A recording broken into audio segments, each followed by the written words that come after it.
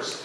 Like, how can you use lawyers to the advantage of your client? What is it we think about when you call us with one of those, quote, got a quick question, Steves? And which makes us completely freak out. So anyway, management contracts. So, and you can follow along, by the way, in our materials. I'm sorry, I don't know what page my program starts. Probably page 2. Yep. Right? Okay, because. So, all right. When contracts are not clear, and there gets to be an arbitration or a case or a mediation, they're always interpreted against the party that wrote them.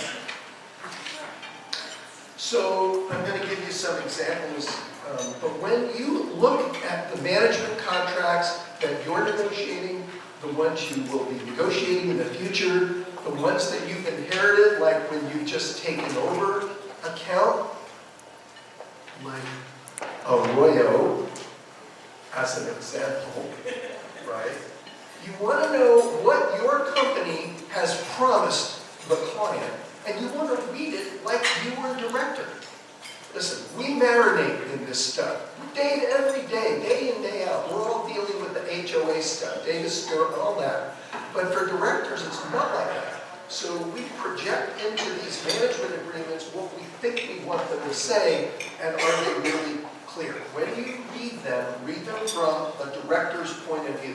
Things we make assumptions about, like extra services.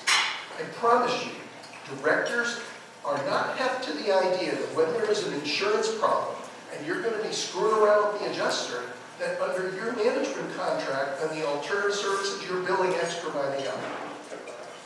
No surprises. Managing the client's expectation is among the most important things you can do. You know, there's an interesting statistic about legal malpractice and medical malpractice cases. Why do they happen? Not because the lawyer or the doctor screws up, but because they don't answer the phone and they don't respond to the client's call. And it's the same thing with these management contracts where you have to understand where they're coming from. Here's an example I'll talk about in a minute. Drive-throughs. What is that exactly? What do you think it means when your contract says if we drive through not less than once a month? What do you think the manager thinks about that? These drive-throughs, you're supposed to make findings. The CACN-based contract that many companies use or in part rely on doesn't say what findings are. And of course, when it goes sideways, when there's a problem, then, you know, the managers or directors, God bless them, but they're going to be looking to you, the rows of the bus, you know, if we haven't done what they think the contract requires us to do. So, on the next page. So one of the things that, where this rubber hits the road is when transitions happen. And they always happen, right? Directors come and go. In your company, you may have a manager over here, but your boss did a deal for a new client over there, so they're going to pluck a good manager from this account, and they're going to throw it to the new account. And now we have a transition. So now we have directors that weren't involved in negotiating the deal, and we have managers managing that weren't involved in negotiating the deal. So how do we manage expectations if nobody was involved at the beginning to know what the intentions were? So that's really important. Another thing, managers are helpers, just for the hell of it. Does anybody happen to notice how many girls there are here today? Yeah, I did. Okay, yes. Some of us are cute to this. And women, we know, okay, don't sue me for this, they're helpers, right? I mean, it's sort of, who's that? Is that a plaintiff's lawyer? Anyway, so it is very easy to struggle to keep the client by doing more than the contract expects you to do. I'm not talking about getting their laundry before a board meeting, but, you know, responding to every email within 5 seconds. You know, that kind of thing. We do more because we want to serve. We don't want to lose the client, right? But the economics of the profitability of your company are based on somebody smart, right? And Management Company Central calculating how much time is going to be spent for each client. Less on detached single family, more for older condos, whatever. New directors make assumptions. They see the things you do. They assume you're doing what you're required to do, not more. So that is a recipe for a problem. How do you fix this? This is a simple fix. Here's the thought. So a lot of you have board trainings, right? And sometimes the time to have it is right after the annual election. A really good, and usually you may have like lawyers come in, fiduciary duty and all that. Or you might have the insurance broker come in and talk about director and officer, whatever it is.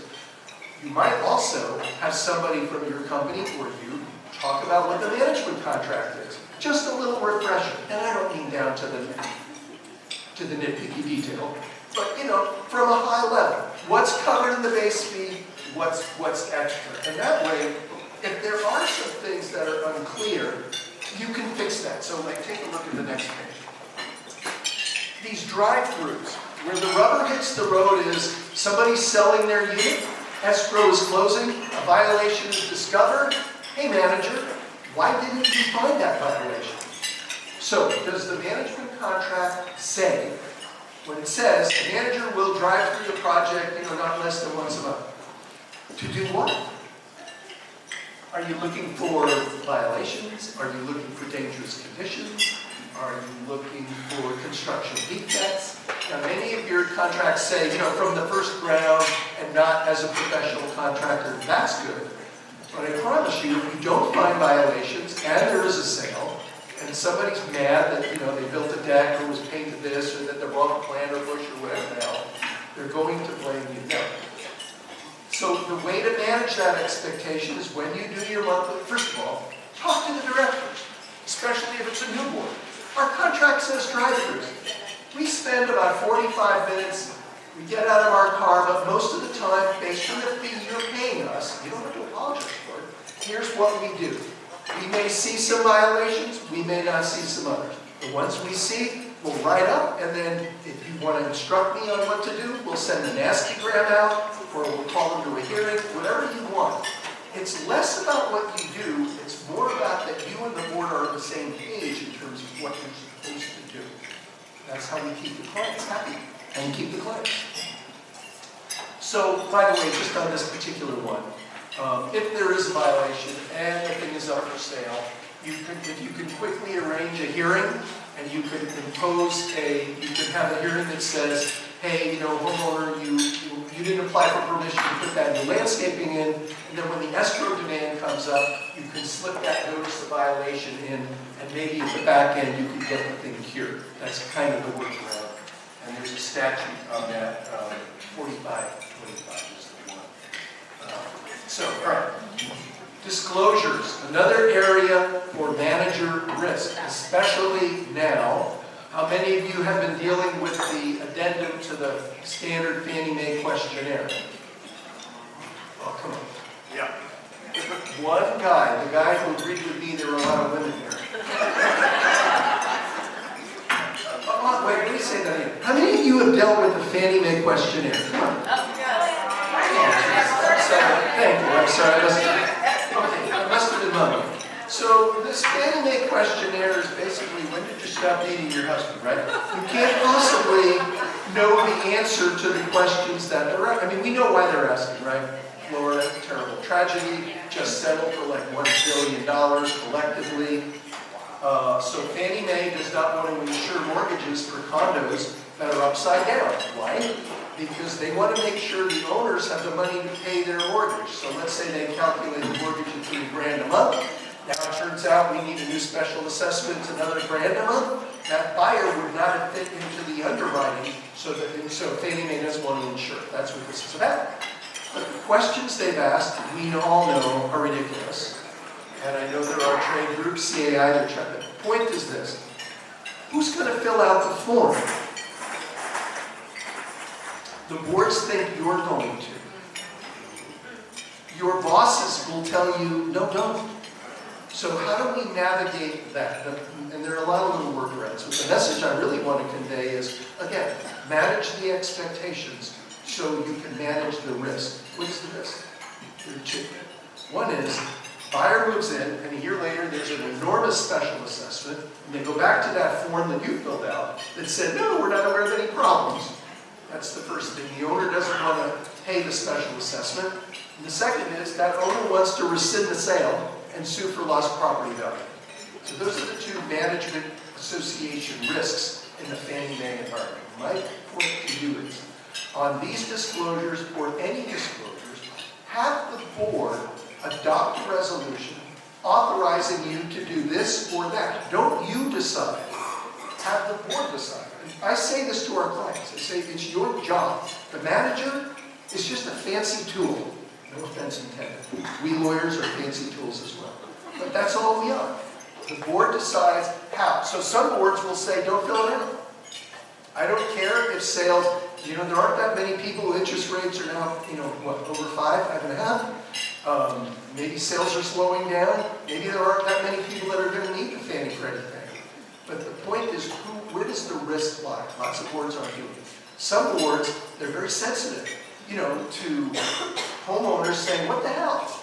I can't sell my unit. Okay, so there's conventional financing, there are other ways of getting a loan beside Fannie. But again, just for today's purpose, not your call.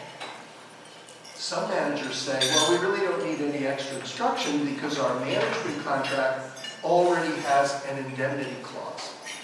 I get that. But they haven't read the management contract. And none of us want to say to the client, by the way, we got sued, but you have to defend it. We don't want to do that because they say, well, you're right. So we really don't want to do that. So get a separate resolution that will protect you. All right, insurance claims.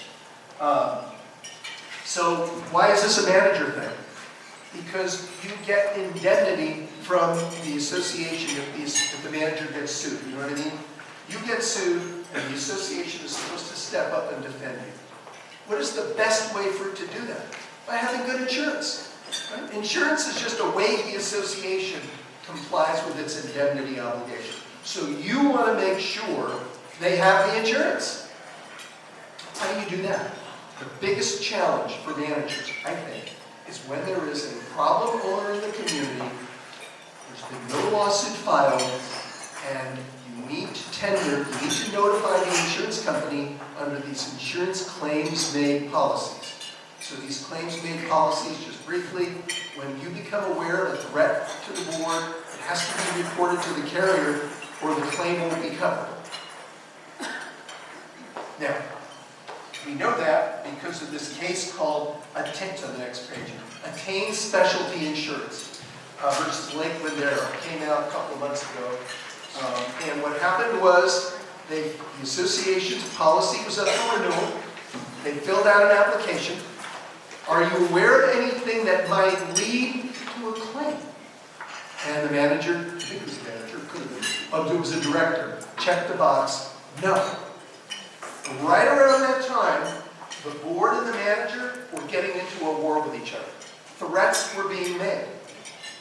The new board, in fact, I think it was the guy that filled out the form, was elected on a campaign of, we're going to fire the manager. Later, when the stuff hit the fan, the carrier found out and sued the association saying, you didn't tell us about this potential claim. And they litigated this issue to the Ninth Circuit Court of Appeals. This is the last court you go to before you go to the United States Supreme Court. That's a lot of money. That's a lot of litigating.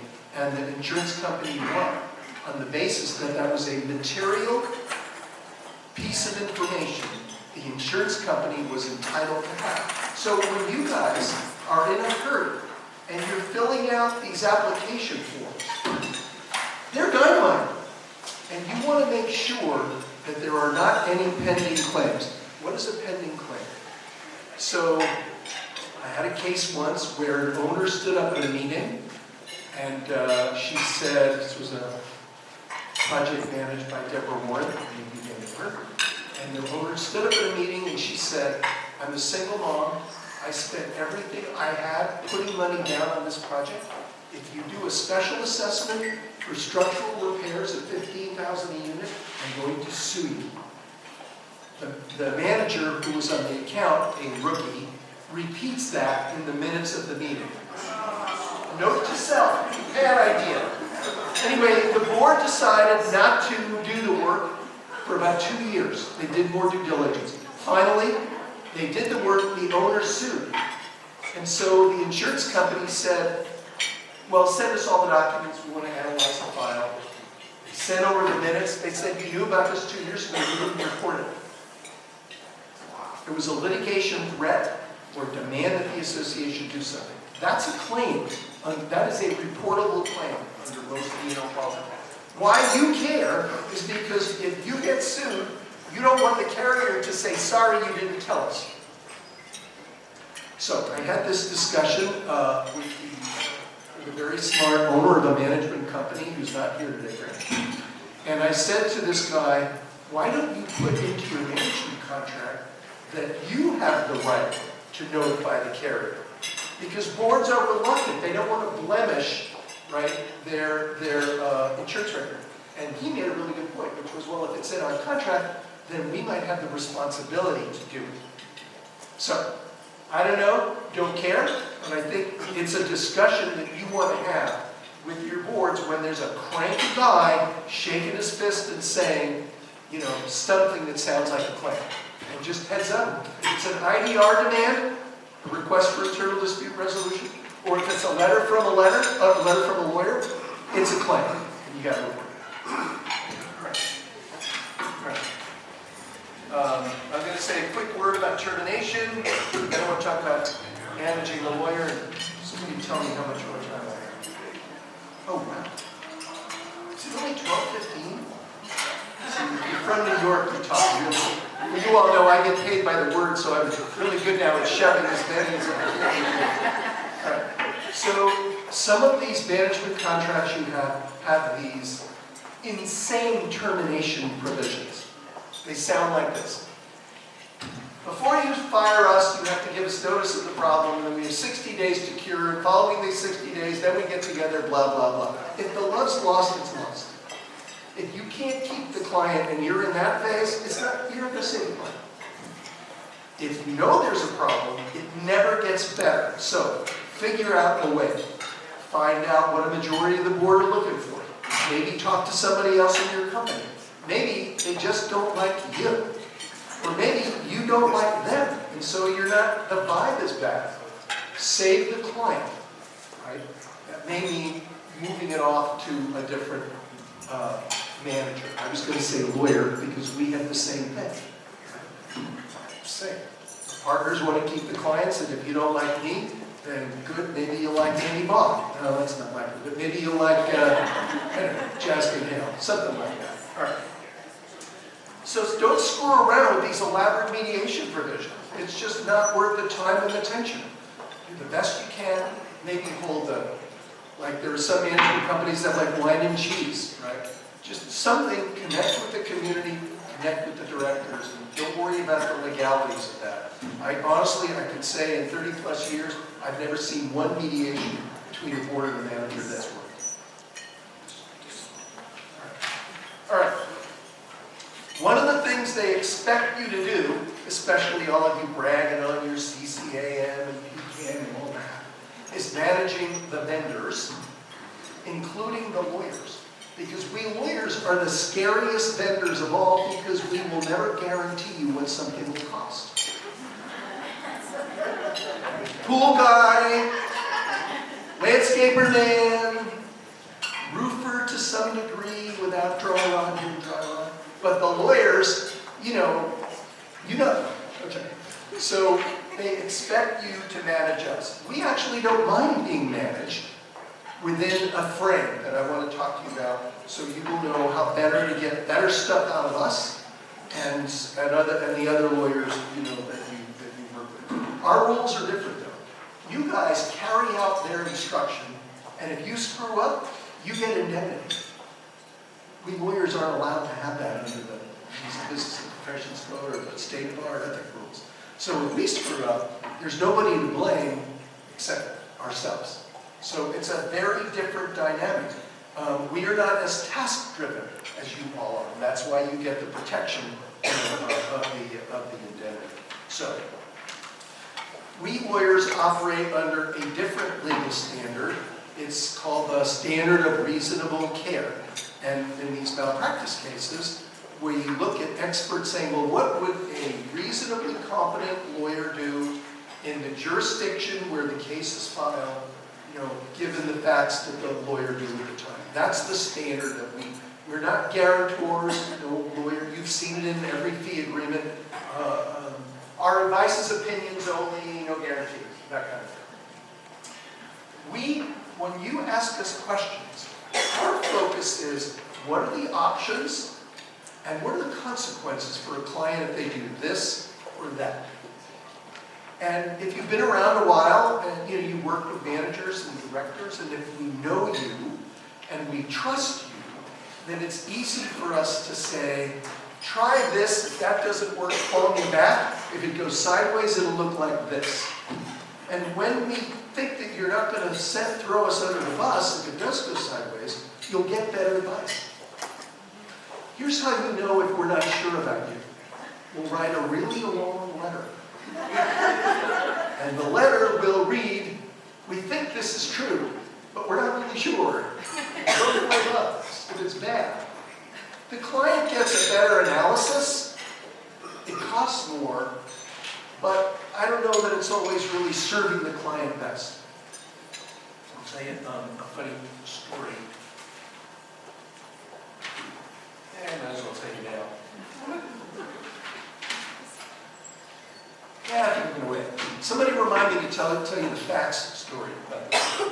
Anyway, so for us, we get paid for our time and our judgment, not getting things done. There are some exceptions, like if we're leading a member meeting for a giant special assessment. All right. And again, our work obviously based on, we have our team meetings and we exchange emails internally. What do you think about this? What do you think about that? We may call other lawyers in the industry. I had a question today that came up. So this board has been operating with 2 directors. The bylaws say 5. Do they have a quorum? And I'm thinking, no way. So their bylaws say a quorum is a majority of the directors. And I'm thinking, well, they could have 5, so a majority is 3. So I email my colleague Dion Stein, and I start with an O, and I say, hey Dion, what do you think? By the way, it's like a $4 million question. It just happens, this particular question, involved that the board have the authority to decide. And he says, well, the documents that are blah, blah, blah. I mean, he had some cool answer, and I'm going to claim it's my own, except for you in here. You all know it was Dion's, but I'm just going to take the client out of the table. But it's about judgment and giving the board the safe harbor and giving the manager, right, the safe harbor. That's the way we look at these tasks, our jobs. And I know for you, many of you is, you need an opinion, you want to buy such and such a time, maybe you've got to get 3 bids, whatever it is. It's just a very interesting, different dynamic from our point of view. Now, when do we need lawyers? So, to me, I don't know. When is legal advice really needed? So to me, the answer has to do with if the things go bad, what is the cost? So it could be a $700 balcony repair contract on the 3rd floor with a lot of dry rot. I'd have the lawyer look at it. Or it could be a $50,000 landscape contract and you've done them before and maybe you don't need a lawyer. To me, it doesn't really turn on the amount of the deal, but what the deal is and what the consequences are when we need evolving enforcement. So, in my opinion, if you have fined a guy and he hasn't paid or she hasn't paid in 3 months, they're not going to pay. So now, I say to the board, are you going to drop it? Or do you want to go arbitrate or sue the guy? Go to mediation. That's when you're going to need a lawyer. When it's clear they're not going to pay by fining. And boards, they'll keep fining this guy, and now they think it's an accounts receivable. Like they've lost money because they haven't collected the fine. And now they're just off in the Lulu. So evolving enforcement scenarios, because every now and then some of these things metastasize. And they get to be really, really insanely, stupidly 5-digit, 6-digit expensive. All right, precedents, those involving precedent, and obviously those involving discrimination of any kind, your radar ought to go up. Department of Fair Employment and Housing is a cheap way for somebody to level the playing field by getting the engine of the government behind them for claims that are legit and claims that are not. That's where you need a lawyer, definitely, in fair housing scenario. IDR, mediation, I don't know, it just depends. I mean, if you've got an experienced lawyer, an experienced manager, been around the block, it's a pretty basic issue, maybe a little coaching with the lawyer, and maybe they don't need to go. I know lawyers freak out about this. I mean, lawyers think we need to hold your hand on every mediation. I just don't see it. If you're a rookie, or haven't done it before, or there's a particular level of crazy, or sometimes, and again, please don't tell the clients this, and John and David, the two directors here, this is just, between us. Sometimes we need a mediator to say to the board, you guys are full of shit. And your claim is a loser. Because they don't listen to us sometimes. And, clients always lie. They can't help it. It's really not intentional. But we don't always get all the facts. That's a really hard thing. So anyway, there are scenarios where we want a lawyer involved in these mediations, probably more times than not, but not always. And definitely not always in the IDR. Voting scenarios, voting is crazy now, and it's always good to call the lawyer and get some advice. About this calling, there isn't a lawyer in the game who won't take your call and talk to you, because we want you to love us. And believe me, it's worth a 10-minute investment rescuing you from a problem. And the lawyer that's any good or with any brain is not going to be charging you. We'll tell you when we're going to charge you. Basically when the risk is high for you or for us, or when we need to do legal work. But for the lawyers you're working with, most of them, they've probably been doing this, 10, 20 years. There's a lot of stuff we know, just the way you know a lot of stuff, just because of the nature of your job. So don't be afraid to call a lawyer that you trust, and say, hey, I got a scenario, not authorized for you to do any work, don't you need to write anything, just where do you see this going? What do you think I ought to do? If you're going to be hiring lawyers, see if you can get the financial authority from the board in advance, but don't assume you know what the cost will be. That's because a thing that drives us nuts, back and forth, back and forth, back and forth, and you're going to hire us to write a letter that's going to take an hour. We're too busy trying to do the work that you've already hired us for to go back and forth, back and forth, back and forth on what an estimate will be. That's hard for us. We're like relay runners, okay? We're running. Pretty soon I realize, holy crap, where's that baton? Well, I dropped it 100 yards ago. Okay, now I have to go back and get it. That's a little bit like this dynamic. But if you call us and say, here's the scenario, what do you think this will cost? We'll tell you, within a range. Why a range? Because if the lawyer can control everything, we'll give you a flat fee or not to exceed. If we can't control the pieces on the board, there's no way. So for example, we're having a big special assessment to approve a $10 million roof project. Steve, what will it cost? I say, what do you want me to do? Come to the meeting. How many meetings? How many meetings are we going to have? When we write the homeowners and they go, what? Are we going to have 5 meetings or just 1? So an example of where we can't control the time. And so you want to have that candid discussion with the lawyer. ASAP issues. Everything is not an emergency. Don't make every email an emergency, like an urgent tag. Because when you really have one, then we're going to stop work we're doing for other people and we're going to get on it.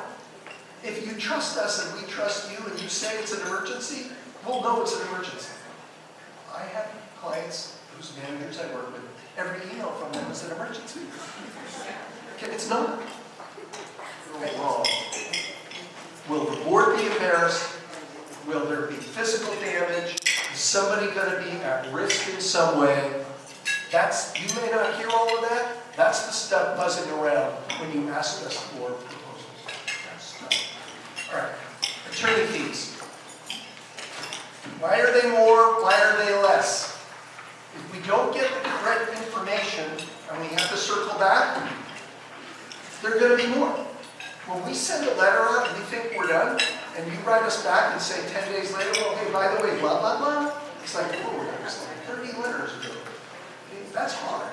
So part of it is the lawyer's job to get the right information.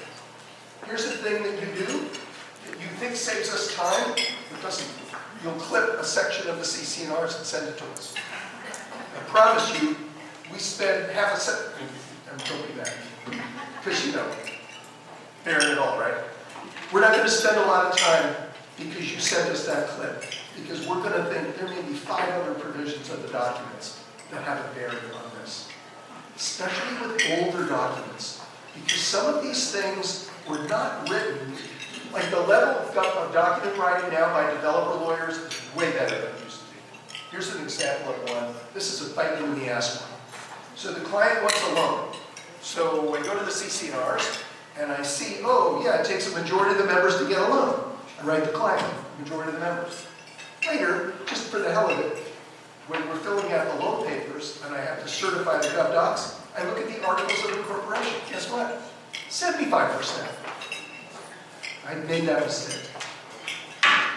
My point is, you're not sending us a lot of time by sending us clips of the CC&R. What we really need is the history of the dispute, what the characters are like, if there have been communications and how they've reacted. We got the governing documents, and I say we, I mean, you know, the lawyers who know what they're doing. Issues with risk, big risk, cost more. They cost more because we're thinking harder and we're worried more. Right? If we're talking about a nasty grant to a guy with a barking dog, pretty low risk. If we're talking about does the association have a duty to maintain the hillside because it's slipping and 4 homes are in jeopardy, bigger risk. We're going to be spending what you want us to spend more time on the big risk issues, and you want to rely on the lawyer's judgment and experience on the low risk issues. Sometimes the law isn't clear, right? And so we don't know. And so we have to read. You know, some of these cases, some of these issues that come up in the condo world, they're like nitpicky. Right? They're like, they fall through the cracks of Davis Sterling. And so you're not going to find a case that addresses exactly the issue of whether 2 directors or 3 are quorum when the bylaws say blah, blah, blah. It's not there. So those sometimes take longer to look to see what is there. Writing letters for the board is easier than writing letters to the members. Way easier. Yeah, it takes way more time to craft a letter to the members, realizing we're the face of the board, we're the face of the manager, every member's a goddamn lawyer, or they know a lawyer, or their kid's a lawyer, the thing's going to be pulled apart 18 times, it's going to be put on next door, it's going to have an invitation for a recall, okay? It takes more time and radar to write a homeowner letter. Hourly or contingency fees. Wait, I want to tell you the fact story. I don't know where I was going to tell you. So there was a woman, she's now retired, which is a good thing, and she worked in a condo in San Francisco, and she calls me, we were in the middle of a city case, and she said, hey, we're having an election tonight, and I'm getting all of these faxes from people who are traveling in France, and is that okay? And I said, Jesus, Sally, you know, the election law, you can only vote by secret ballot, you can't vote by, Steve, we've always done it this way. I said, Sally, is there anything hot on the annual meeting tonight? No. Is it a contested election? Yeah, it's contested, but everybody gets along well, and I don't think there'll be a problem. I said, all right, let me send you an email that says, in this circumstance, this is not an unreasonable approach. I think I'm being heroic. Right? I think she's going to call me with all kinds of receiving cases tomorrow. No. So I don't hear from her. A year later, same manager, same call. I say, Sally, we talked about it. She says, oh no, Steve, you told me it was okay. Here's the letter. So, my point about the story is, we lawyers want to help. We want to protect you and we want to protect the client, so make it easy for us. All right, last thing. Hourly fees or contingency fees. So contingency fees are like working on a commission, right? In our construction defect cases. You get a recovery, the lawyers get paid. If you don't get a recovery, the lawyers don't get paid. Hourly fees cost less for the client. I did a study a few years ago. 13% of the recovery on the hourly, on the average, compared to, depending on this, and this, 20 to 35% or 40% on a contingency. Cost less. Managers hate hourly, right? You know better than me. Could you get monthly bills that are 8 pages long? And how do you really know how long that lawyer spent in that site inspection? When the lawyer writes document review, what does that really mean? Right? So hourly fees are tough. Contingency are way easier to deal with. The lawyers get paid more on the contingency because we're paying people, the year or two that it takes, and we're borrowing on our line of credit, paying interest. We don't know what the outcome is going to be, what the evidence will be. So that is the reason. Here's the thing. If the client is on a contingency basis and they fire their lawyer and they bring in another lawyer, then what? The same fee deal and the lawyers split the percentage. The client doesn't end up paying more. There are some weird rules there, and of course we lawyers hate that. When we get fired, and we love it when we take over a case from somebody else. It happens to everybody. Like Teddy Roosevelt said, if you throw your hat in the ring, you're going to get whacked. And that's what happens. But from your point of view, transitions can be handled really, really well. All right. So, the last thing, two last things. Communicate reasonable deadlines. Here's a tip. Secret tip. Second secret tip of the day. Don't give us too much time, because we'll put you at the bottom of the pile. 2 weeks is a good amount of time. Okay? By the way, not everyone in the audience will agree with me, my colleagues so far. But I'm saying, don't make it a week, give us 2. That's a lot easier. Seriously, reasonable deadlines help us a lot. We will respect you and love you more if you give us a reasonable deadline. Also, it gives us an opportunity to figure out if we really have everything we need. And a lot of times we're jumping out of an airplane looking for the ripcord to get you a timely answer. So a little bit of extra time helps. Don't throw us under the bus. We won't throw you under the bus, because under the bus is a bad place to be. So, thank you for your attention. I'm going to introduce you to my cheery, smiling partner, Jasmine.